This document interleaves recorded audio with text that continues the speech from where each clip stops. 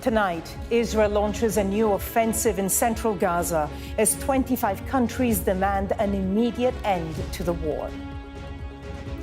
For the first time, Israeli tanks push into a city that acts as a key aid hub and where it's believed hostages are being held.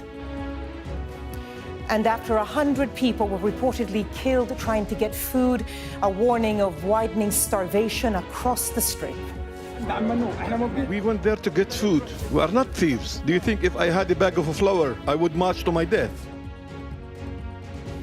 As the British government joins 24 other countries in promising further action to support an immediate ceasefire, I'll ask the Palestinian ambassador to the UK what form that action should take.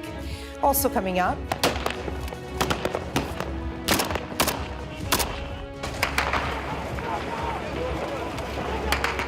inside Syria, Sky News witnesses the cycle of executions and revenge as the government is accused of killing its own people. It feels horrible. I'm very scared about my family's situation, and I don't know if they're going to make it. And the racism row overshadowing preparations for England's semi-final clash against Italy. That's all coming up on The World with me, Barbara Serra.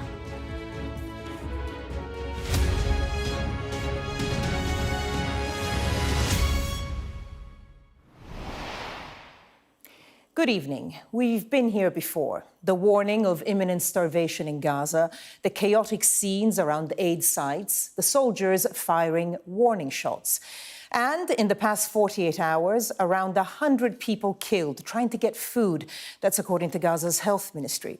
It's against this backdrop that Israel launched a ground offensive in a city that it's avoided before. Deir al-Balah is a hub for humanitarian aid. It's also the place where Israel believes some of its hostages are still being held. Today, the IDF ordered civilians there to leave, meaning that nearly 90% of the Strip is under mandatory evacuation orders. We need a ceasefire, and we need it straight away. Well, that was the Prime Minister today calling for urgent action, just as the UK joined 24 other countries in condemning civilian deaths and describing the aid situation as dangerous. Israel says their demand for the war to end is disconnected from reality. We're going to hear from the Foreign Secretary in a moment, but let's get started with our first report from Lisa Holland in Jerusalem, and a warning that it begins with scenes you may find distressing. My son, my love, says this man, cradling his dead child as others cower nearby in the face of Israeli gunshots.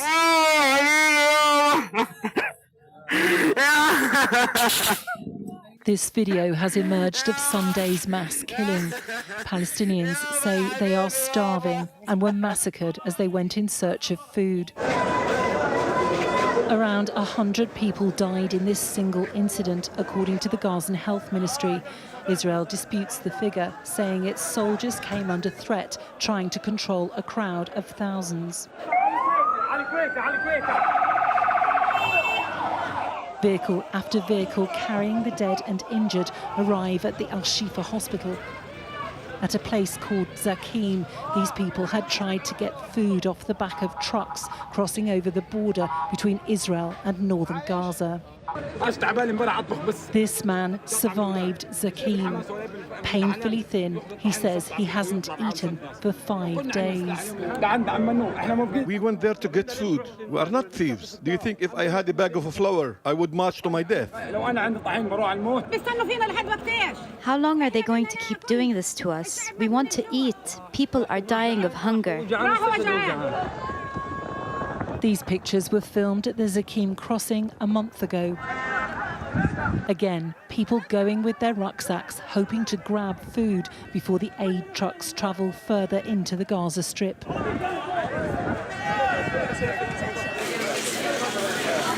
Since then, things have significantly deteriorated. Food and fuel shortages are chronic. We can't verify these figures, but Gaza's health ministry says 18 people have died of malnourishment in the past 24 hours. People are absolutely exhausted, but I think most importantly, is they are dropping on the roads because of hunger. People are struggling to find very, very little food for themselves and for their children. As the UN called for its stockpiles of food to be allowed in from neighbouring countries, and Britain joined more than 20 other nations to demand an immediate ceasefire, Israel issued displacement orders to thousands more people in Deir el-Balah in central Gaza, showing no sign of wanting the war to end. Lisa Holland, Sky News, Jerusalem. Well, I spoke earlier with Liz Alcock, who works with the charity Medical Aid for Palestinians. Now she's in Gaza City, but she told me what things were like in Deir el-Balah when she left a couple of days ago.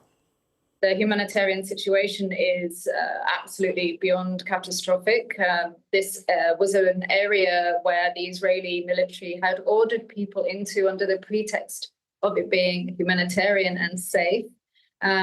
It's just 8% of the territory of Gaza, and we have 80,000 individuals who are crammed into this space, who are now being ordered to leave. There is nowhere to go. There is no fuel for transportation for people to be able to move. And the delivery of humanitarian services is hugely impeded, of course, because we as humanitarian agencies have centred ourselves and based ourselves in this area. So this is the UN and international NGOs, including a number of health facilities, including our own clinic, which have now had to be evacuated. And Liz, the ground offensive in Deir el-Balah comes a day after the Israeli military issued forced displacement orders across the city.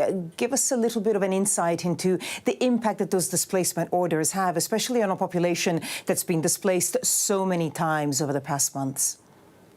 Exactly. People are exhausted. Many people have had to evacuate 10, 11, 12 times. And the impact for many now is that they won't move simply because they're exhausted. They're very hungry. There aren't the resources to be able to move, and there is nowhere to go. If they were able to move southwards, it's already oversaturated with people. There are no humanitarian services that are able to be delivered at the moment in a lot of these areas.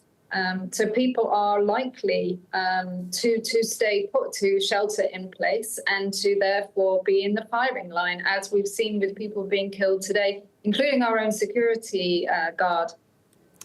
Liz, the situation has been described as catastrophic for so many months now. How would you describe it now? And crucially, what do you think needs to be done? What would you like to see done?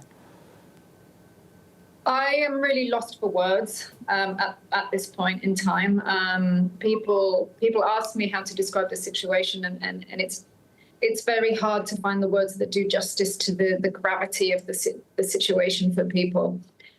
I've been in this response for about a year and a half, and I've worked in many places around the world, and I've never seen anything like this, given the fact that it could be turned around at any point if the borders were to open, if aid could come in, and if there was an immediate and permanent ceasefire and a political solution to provide a sustainable outcome for everybody in the region. So I know today that the government foreign secretaries in a number of countries issued a strong statement of condemnation. And while we welcome this, there have been statements for the last 21 months and nothing's changed. In fact, things have only gotten worse. And every time we think it can't get worse, it does. You mentioned that letter by the foreign ministers across the world mentioning many issues, but specifically the distribution of aid and the problems with that. If you had a message to those foreign ministers, what would it be from inside Gaza? It would be to fall in line with the ICJ ruling on the plausibility of genocide, the illegality of the occupation, the illegality and the criminality of militarization of aid, and the resumption of the humanitarian aid supply unimpeded and unhindered, as has been operated by the UN and humanitarians for many decades in Gaza. But on top of that, we can't operate under fire, and civilians are losing their lives in their thousands every single day, whilst the bombardment continues. So an immediate and permanent ceasefire and avenues for accountability in line with international law is the absolute bare minimum people here deserve. Liz Alcock speaking to me earlier from the Medical Aid for Palestinians charity, and she was referencing there a statement that the UK and 24 other nations have put out in which they accuse the Israeli government of depriving Gazans of human dignity.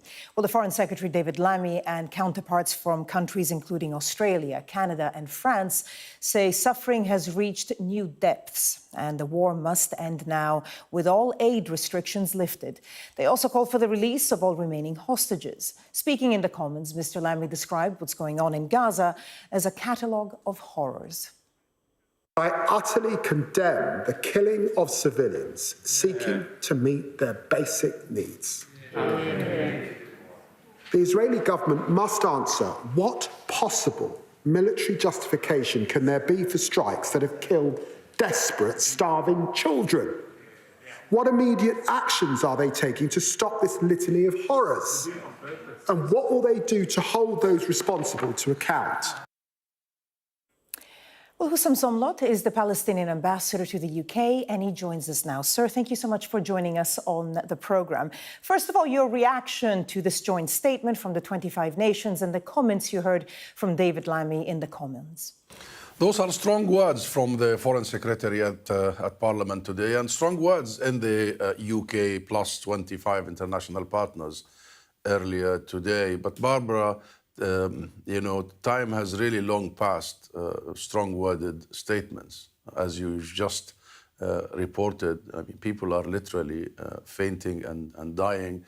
We are upon an imminent mass death in Gaza right now. So we were expecting and hoping for action by all these countries, including the United Kingdom, actually starting with the United Kingdom, given the history and given the responsibilities here.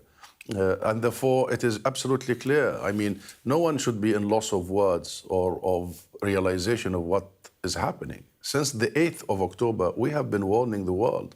We know Israel's track record. We know Israel will go for its long record and history of simply targeting the Palestinian people and doing what it has been doing over all these decades, which is a campaign of erasure, of displacement and replacement, of devaluing Palestinian lives to this extent. But we have got into a situation whereby now the question is not about Israel. Israel is at it. Israel wants to erase the Palestinian people, annihilate, exterminate, and that's why they're going into Deir al-Balah, by the way. The last remaining community, the last remaining city with some aid structures, with some hospitals, with some water aquifers. And why would they do that, the last remaining? Because they want to finish off the entire Gaza Strip. The issue is not... If I could just jump in there. I mean, you mentioned that, it takes more than words, even though there are very strong words in the statement by David Lammy. He also did mention that they've suspended negotiations with the Israeli government on a new free trade agreement. So some action there. What action do you think needs to be taken now to try to coerce and convince Israel to change its tactics? Number one, what you've just shown now, that these weapons are being used to kill children, to kill aid seekers. There must be an immediate, comprehensive, full arms embargo. This is a legal obligation upon the UK and the rest of the international community. There should not be a conversation, at least since January last year, when the International Court of Justice said that the crime of genocide is plausible and Israel has been placed officially on trial for the crime of genocide. Second, sanctions. We need real sanctions, meaningful sanctions that will make the Israeli government and Benjamin Netanyahu listen, not selective sanctions on a couple of ministers. Once you sanction a government that is accused of genocide, that is committing all these crimes and crimes against humanity, they will start listening. And you know what kind of sanctions I'm talking about. The sanctions that the UK and the rest of the West imposed on Russia because of the invasion.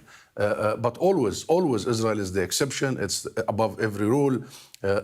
Number three, it is not the talks about free trade that should be suspended. It is trade altogether that should be suspended, particularly with the illegal colonial settlements and illegal according to the UK law and the international law. I mean, the settlements and the expansion of what David Lammy terms illegal Israeli settlements is also mentioned in his statement. Let me just bring to you the reaction from the Israeli government to this statement from 25 countries. They said that calling for an end to war is, I'm quoting, disconnected from reality, and the Israeli government rejects it. And they say that Hamas is the sole party responsible for the continuation of the war. I mean, Israel doesn't seem to be taking this document seriously. When you talk about the rest of the international community, we're really talking about the United States. Do you see anything ever budging unless the United States changes its stance towards Israel? Then why, Barbara, do we have the so-called international order if it's only one country in that order? No. Every single country on this earth is responsible and has an obligation to act to prevent genocide. That's the whole idea after the horrors of the Second World War. That's why the entire humanity signed on the Prevention of Genocide Act.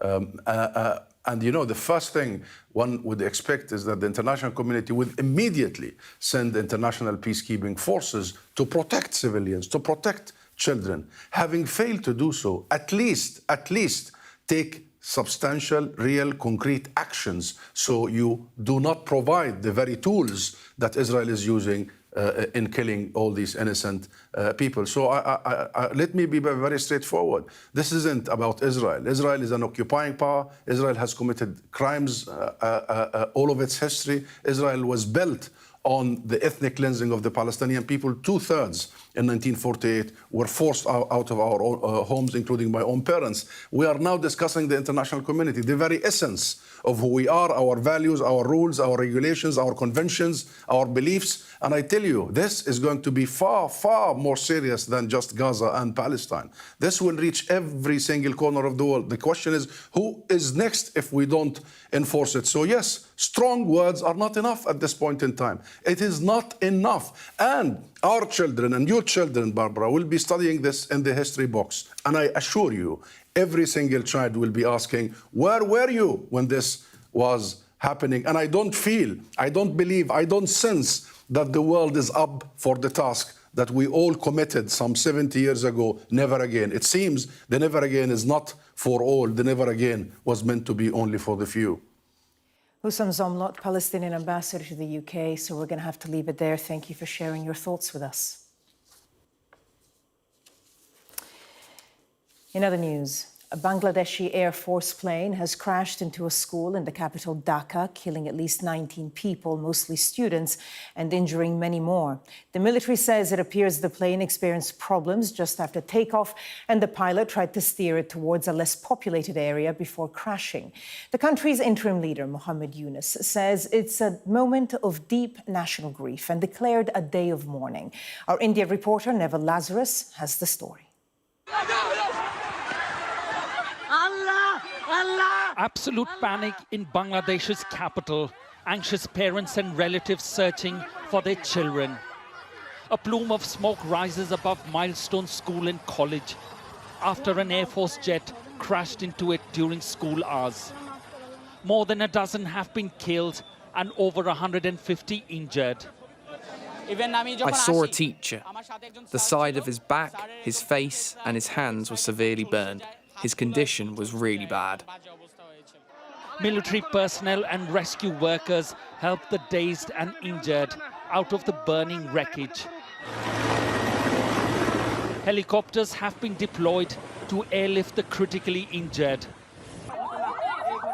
Others taken by ambulances to nearby hospitals. Over 50 students have been admitted to a burns unit. The search is continuing, and we hope to end it soon. We can then share the total figure of dead and injured. We are currently still counting. The Bangladesh military say the jet was on a routine training exercise, encountering a mechanical fault shortly after takeoff. The pilot is said to have made every effort to steer away from a densely populated area. The country's leader, Mohammed Yunus, has ordered an investigation, and tomorrow Bangladesh will observe a day of mourning after one of its worst ever aviation disasters. Neville Lazarus, Sky News. This is The World, still to come. 7 months after the fall of Bashar al-Assad, what threat does a new cycle of violence pose to Syria's future? We'll speak live to our special correspondent, Alex Crawford.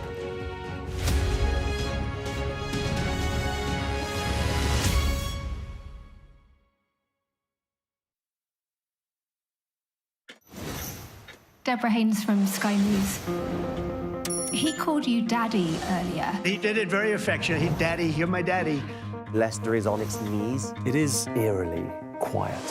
It's constantly on the brink of capacity. Are you worried about escalation? Of course I'm worried about escalation. The region, I think, is on edge because they are anticipating a retaliation. There's nothing to hide. Why aren't international journalists allowed in? The founding principle of the alliance, that an attack on one is an attack on all. Could Putin attack another NATO country within 5 years?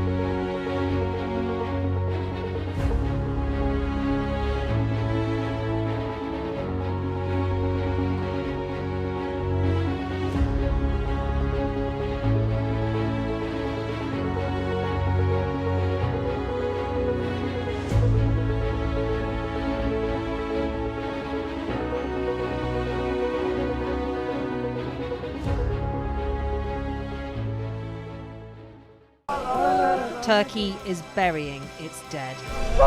Whole families died in this collapse. Generations wiped out. I'm Siobhan Robbins, Sky's Europe correspondent based here in Berlin. This is just a small sample of the deadly arsenal taken off the streets. Anyone could say, I'll do that, and then have to go and shoot someone. Yes. Sky News, get the full story first.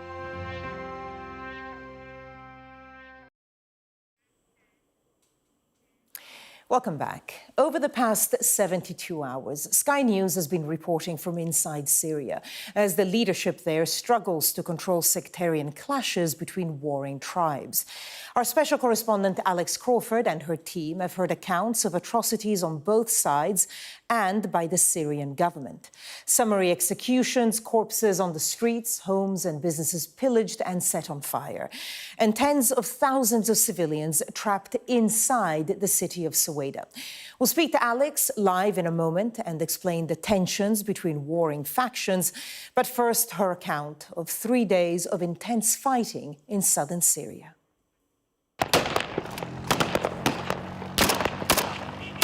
The south of Syria is engulfed in violence.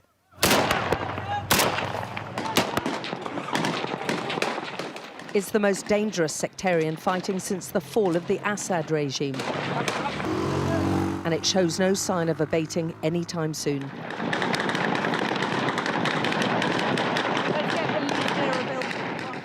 Thousands of Arab tribal fighters have travelled from all over Syria to the mainly Druze area of Suwaida. They're from multiple different tribes, but most worrying for the authorities, they've all answered the call to fight, and a Druze militia group is in their sights. Okay, there's a lot of firing going on. We appear to be surrounded. Suddenly, after a lot of quiet for a long period, there's an awful lot of firing. The bullets came in from both sides. It's like everyone comes behind. There's still quite heavy fire.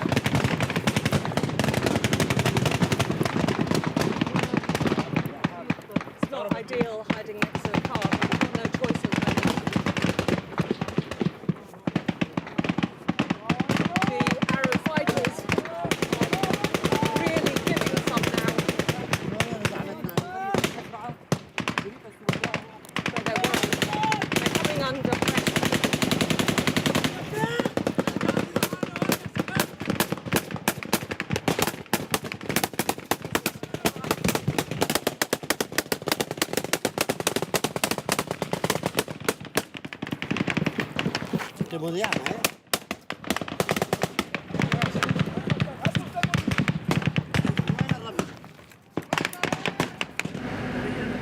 The rage felt against the mainly Druze community here can be seen down every street and in the villages around the edge of Suwaida city.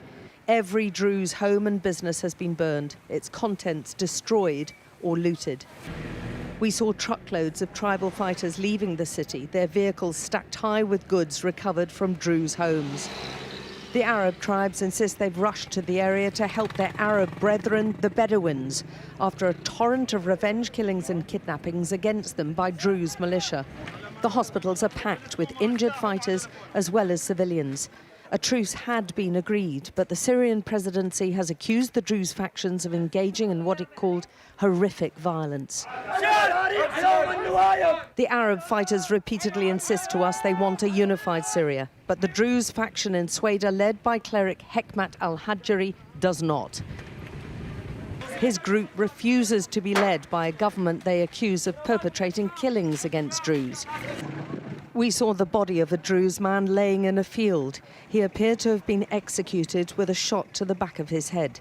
It's not known who carried out the killing, but there are multiple videos on the internet which appear to show Druze being executed. We entered the besieged, mainly Druze city of Suwaida and saw a city on fire. The road out was clogged with Arab fighters withdrawing with their looted goods.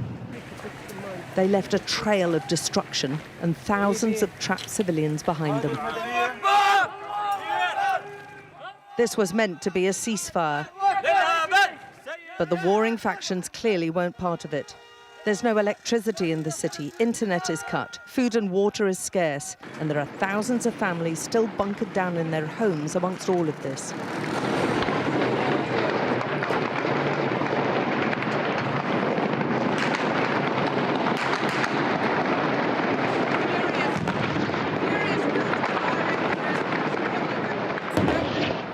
Amount of firing and some heavy weaponry coming in now. You can see lots of smoke down there, look, and people running all over the bit. They're firing across the street.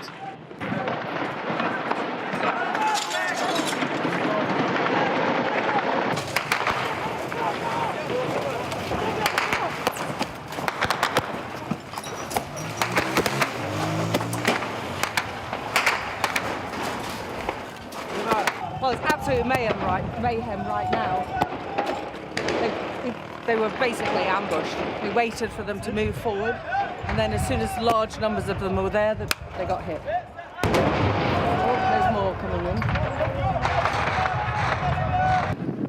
The Syrian president had sent his security forces to the south to prevent even more Arab fighters entering the city. The ceasefire included Israel agreeing not to bomb the government forces. But once in position, there was furious resistance. And the new government's men seem powerless against the armed groups. And these fighters don't much like these disagreements being filmed. The streets of Sweda city are strewn with the casualties of this orgy of violence, many with shots to the head, execution style. There are 6 in this pile, again with shots to the head. They'd also been set alight. Others have been burned beyond recognition. Horrific images, but which demonstrate the wanton brutality that's been going on here. It's hard to say who's carrying out these killings, but the fury is real, and the desire for revenge is fueled by images online. So are you going back to fight now? Yes, we will fight to the last drop of blood. The city has descended into anarchy, and in this chaotic mayhem, it's a free-for-all right now. There are some attempts at trying to stop this pillaging from the Druze city, but there are far too few security forces to take on this mass marauding. The Interior Ministry blames both sides, including the Druze faction led by Hikmat al-Hajri. There's a lot of dead bodies around in Sweda city, and they look like they've been executed by the tribal fighters going in, because many of them... Not only the tribal fighters. Not only. Many of them killed by the militias, which became to al-Hajri. And I want to see in 2 eyes, not in 1 eye. When we see in 2 eyes, we can solve the problem. Civilians are suffering most. This Druze woman was brought out of Sweda city to the nearby field hospital by Arab fighters. She'd been shot through her jaw by a sniper, who also hit her in the shoulder and arm. Those trapped inside the city say they cannot move out of their homes for fear of being shot. A ceasefire cannot come soon enough for them. On presidential orders, the Arab fighters have retreated from the mainly Druze city after nearly a week of violent clashes and are now on the outskirts. But they are watching and waiting to see what unfolds. Among the fighters are engineers and doctors. The humanity is number one for us. We're saving both sides. Yeah, both sides we are saving. The Bedouins and the other side. And on the fighting, we are fighting also. We are here fighting. They are killing the children. They are taking the people out of their homes. Crucially, Arab tribal leaders have agreed to the ceasefire and say they're supporting the government forces and a unified Syria. We are not against the Druze people, the leader told the fighters. We're not here to kill the Druze. But whilst talking to us, he accused one Druze militia led by cleric Hikmat al-Hajri of terrible crimes against the Arab Bedouins.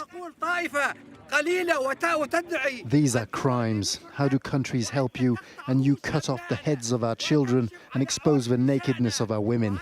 We will not be silent until you are tried and held accountable, al-Hajri.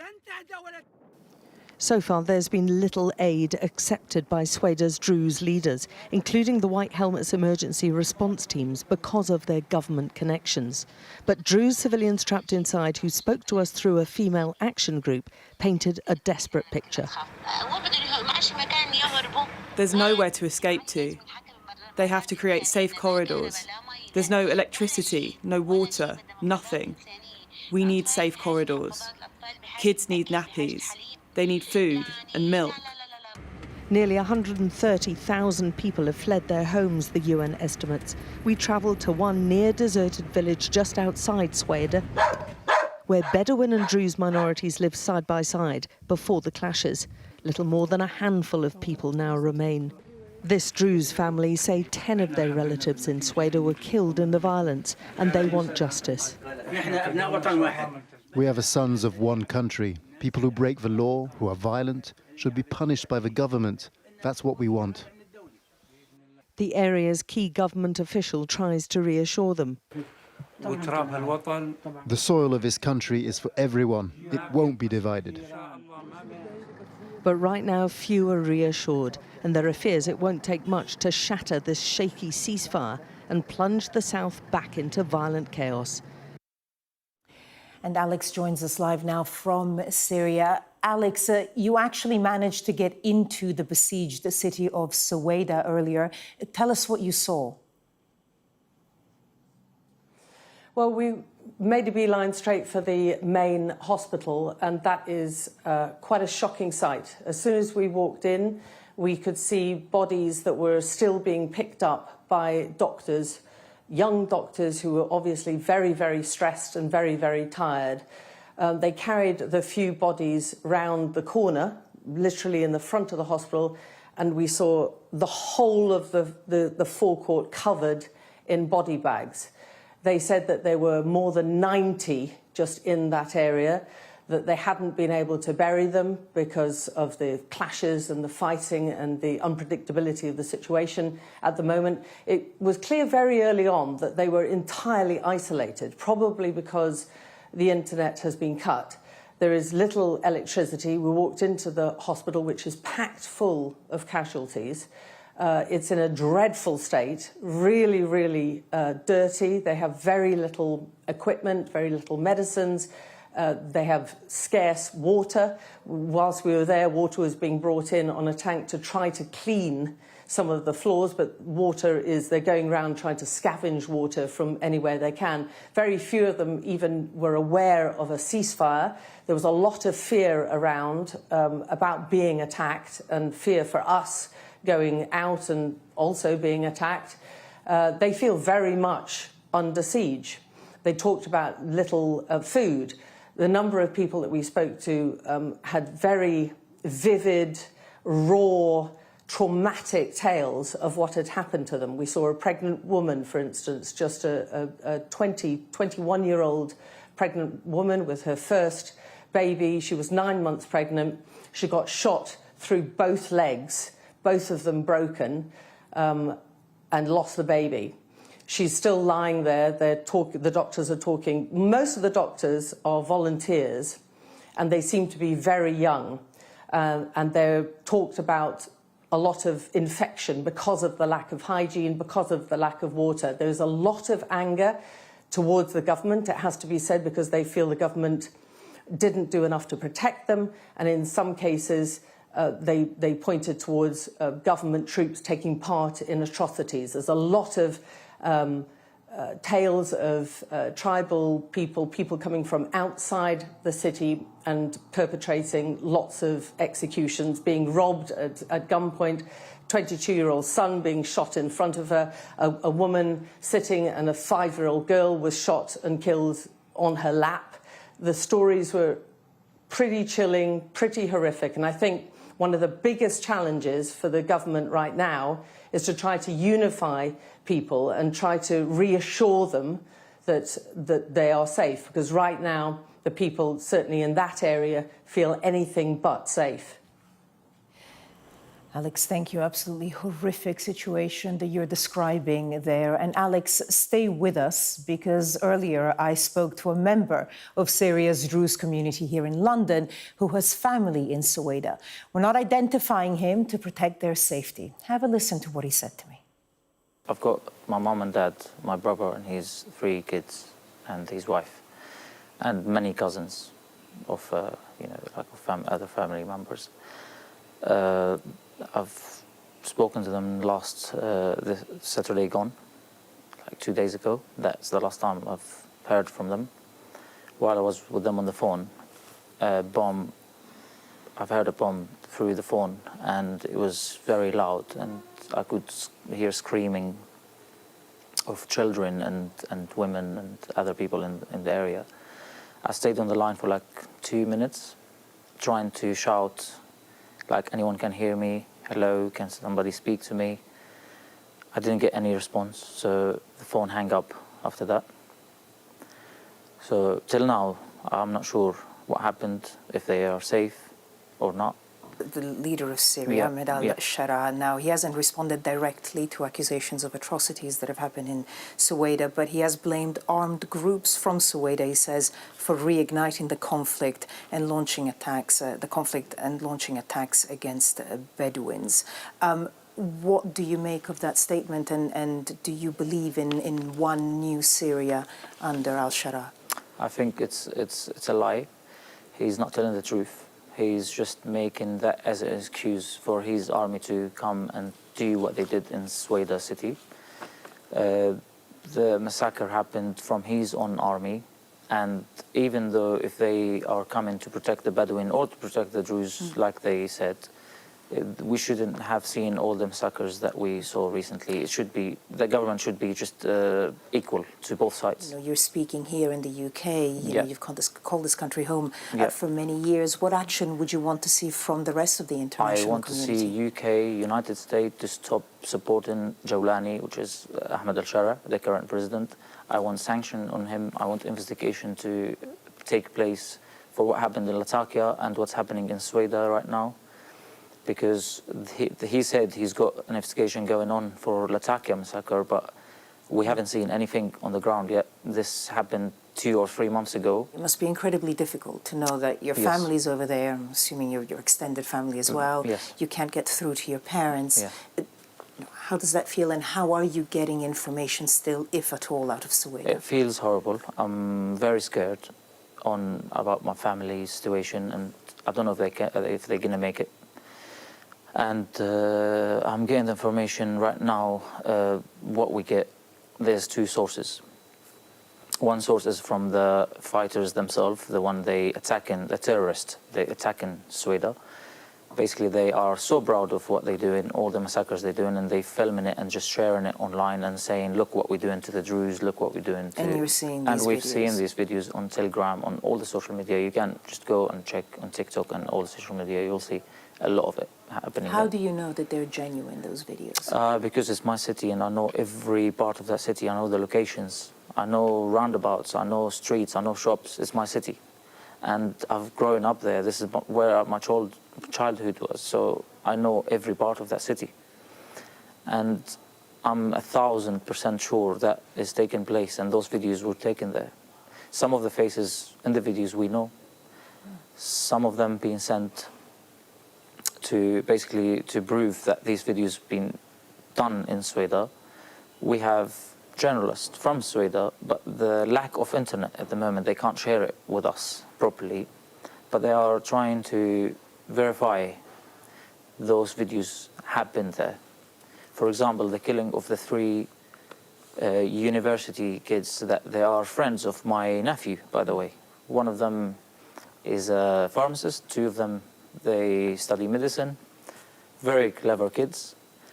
You won't believe it how they killed them. They shot them and threw them out of the balcony of the 5th floor. And before they shot them, they forced them to jump. They're telling them, jump, jump. In the video, they're saying like them to jump, and then they shot them. And just, basically they killed all of them. The eyes of the world are on Suwaida right now because of what's happening. What would your message be for your hometown? I want peace, and I want everyone from outside of Syria to help Suwaida city, save the children, save the pregnant women being slaughtered, save everybody there, and provide medicine and doctors and equipments to the hospital, because there's a lot of bodies right now outside the hospital and still on the ground that literally the worms coming out of them, and that's very dangerous for the rest of them that is still alive. This is The World. Coming up next, we'll have more from Alex on her 72 hours in southern Syria. We'll also take a more in-depth look at the country's warring factions.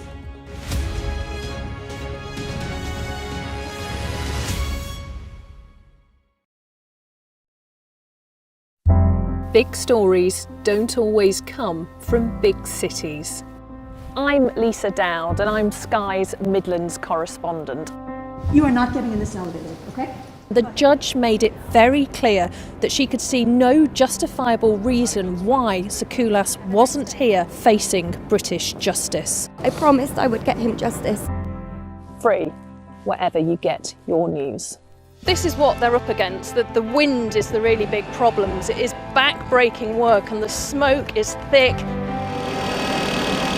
It's been working well. Water levels are dropping, but no one knows what impact further rain will have.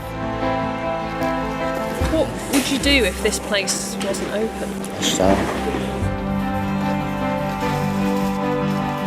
This is the exact spot in Nottingham where their 19-year-old son, Barnaby Webber, lost his life. I just think it's so cruel and so harsh. It's really scary. We're terrified. In this community, I'm told that everybody knows someone affected by COVID. Hopefully this will be the last wave. Sky News gets the full story first. Change seems tantalisingly close in this corner of the UK. Wales was the first to introduce the plastic bag charge. It's legal to let go. Set the speed and take the hands off. It's almost driverless, but not quite. Hans is a highly trained police dog. The force is incredible. It's really frightening, actually. This is my patch, my specialism. It's also my home. What might happen if Russia attacked the UK? This is clearly an enormous show of force. It is definitely out of the ordinary. We ran a war game with former ministers back in the hot seat. Ben Wallace. Amber Rudd. Jack Straw. It's the kind of war game that's genuinely tested inside government. The Russians are signalling that there may be an attack. Russia knows our weaknesses, but do you? I'm Deborah Haynes. From Sky News and Tortoise, this is The War Game. Listen wherever you get your podcasts. I'm Stephen Murphy, and I'm Sky's Ireland correspondent based here in Dublin. The waters of Ireland and Britain should be home to great white sharks. If there are great white sharks in this area, there's no reason they wouldn't come here to feed. It's basically a buffet on a beach.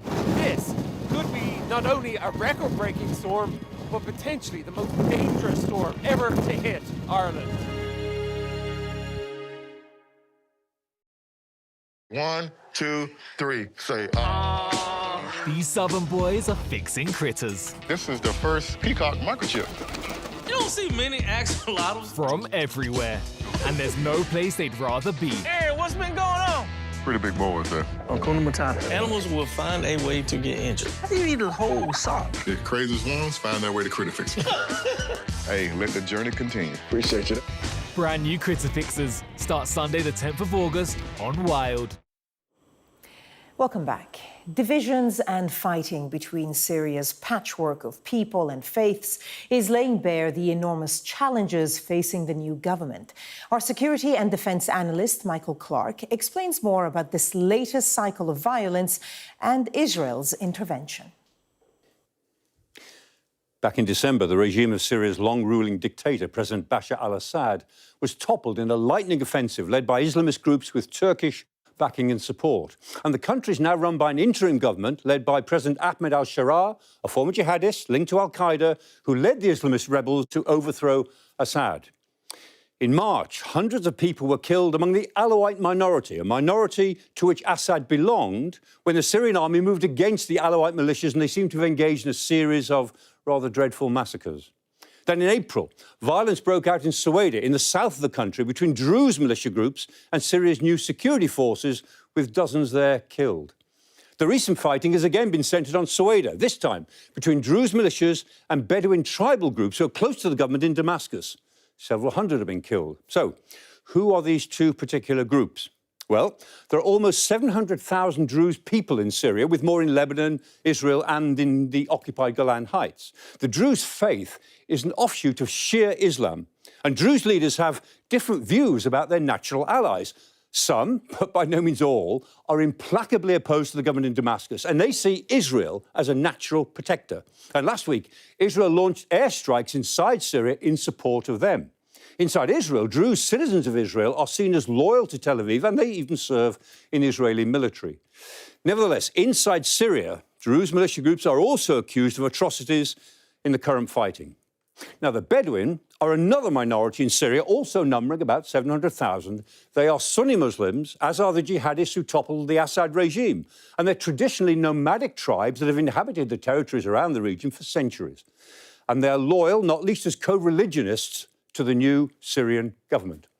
And so long-running tensions with the Bedouin tribes and the Druze have erupted into deadly clashes in the southern province of Sueda 2 weeks ago. The Syrian government stepped in to restore order, but they and Bedouin fighters who were with them are also accused of more atrocities. And that prompted Israel's intervention, Israel launching dozens of airstrikes into Syrian territory against Syrian government forces and hitting even the defense ministry headquarters in Damascus as a direct warning to the Syrian government. Israel says it is determined to establish a demilitarized zone in southwestern Syria. But violence flared again last week. Another ceasefire and some withdrawals were agreed after heavy pressure from the United States. But that has been followed even by more local violence. So far, a fragile ceasefire appears to be holding, with government and Bedouin fighters withdrawing from Sueda. And Bedouin families are now being moved out of Sueda in deference to its Druze majority. And that might turn out to be a portent for Syria's future. Let's go back to Alex, who is live for us in Syria. We were just hearing, the ceasefire might be holding, but there's a shortage of food, of water, of electricity. What are the risks of a humanitarian crisis unfolding there? I think there very definitely is a humanitarian crisis unfolding right now, because there are large numbers of people who are besieged inside a fairly large city, Sueda city. It's ringed by government forces who they do not trust and do not want to have anything to do with. There's no in and out, very difficult to get in and out. We managed to get inside through a lot of negotiating and a lot of trust talking with some of the Druze civilians. They picked us up, and we saw on the way in that there were a number of Druze checkpoints that they'd set up and built chicanes and barricades because they feel that they could be under attack again any time now. When we got into the centre and headed to the main hospital, it's clear that they are under a huge amount of stress because they've got large numbers of casualties, large numbers of deaths. There is a massive amount of distrust towards the government, fear that they don't have the government's guarantee about their safety, worries about further attacks, not just from Bedouins, but from all sorts of other avenues. But a lot of the fear is towards the government. There is a huge amount of disinformation and misinformation being spread by not only certain bad actors within the Druze militia, this one faction that's led by Hikmat al-Hajjari, but also from the Bedouin side, the Arab tribespeople side, and it has to be said, certain sections within the government. The government actually put out a statement today urging people not to believe everything that they're seeing on social media platforms because it's very obvious there is a lot of misinformation going about, but the problem is that is further stoking this fear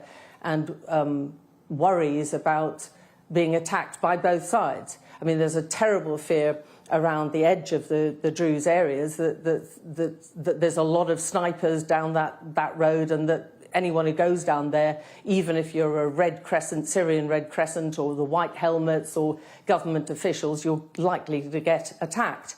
When we entered it, the impression we got was that they were absolutely desperate for help. They called on us over and over again to get a message out to the outside world that they needed humanitarian aid, that they need medicines, that they need food, and they need guarantees of safety. So I think this is a huge problem for the fledgling government and a massive headache for the new president. Alex, you mentioned that and the lack of trust in the government. There have been accusations of atrocities aimed at the Druze communities, the Bedouins and the government itself. How difficult is it now for this fledgling new government to maintain control of a fragmented country? It's clearly been shown over the past week or so that they have been unable to maintain control, and that is the underlying big problem. That has not been helped by the intervention of outside countries from the government's point of view and from many of the Syrians' point of view. Israel's bombing was welcomed by certain sections within the Druze community who felt that they were under attack by a whole load of actors, the government forces, the army, Syrians who were coming in from outside, tribes people. So a small section of the Druze community welcomed those attacks. They saw Israel's airstrikes as helping them and stopping the atrocities that they accused the government of perpetrating against them. But the withdrawal of the government forces opened the gates to tens of thousands of Arab tribesmen coming to the area and looting, setting fire to shops, executing people, robbing people. So the Druze community within Ceuta city, which is now cut off, feels very much under siege. Alex Crawford with the latest there from Syria. Alex, thank you. That's it for this edition of The World. Yalda Hakim will be back tomorrow night at 9 o'clock. Stay with us if you can. I'll be back shortly with Sky News at 10. Thanks for watching.